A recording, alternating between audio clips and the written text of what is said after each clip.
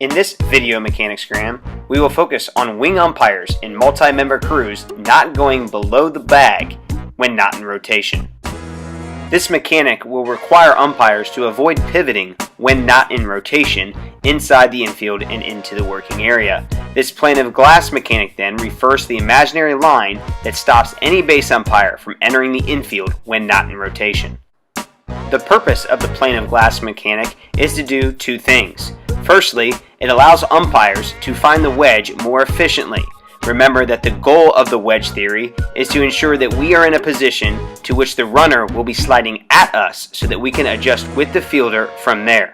Therefore, the plane of glass mechanic allows us then to take plays on the backside and then adjust with the fielder while employing wedge theory for all tag plays.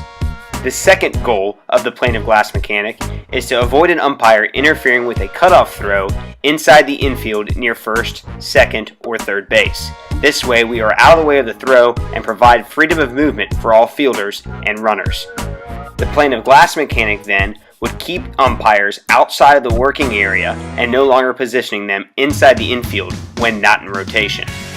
Our first clip will take a look at this mechanic with U1.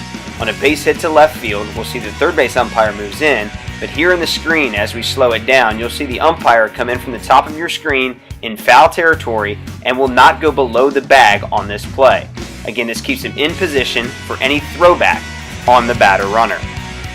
The next clip will take a look at this mechanic as U3. On this base hit, you'll see that our third base umpire moves into position in foul territory but does not go below the bag.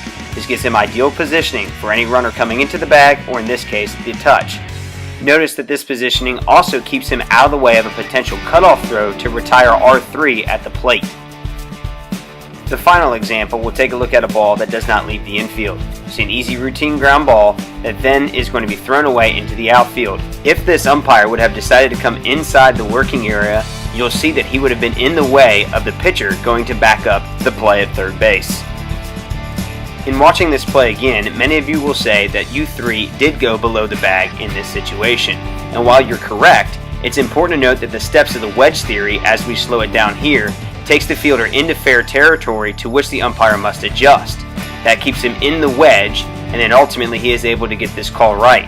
Good use of eyes by this umpire to go ahead and make the correct call.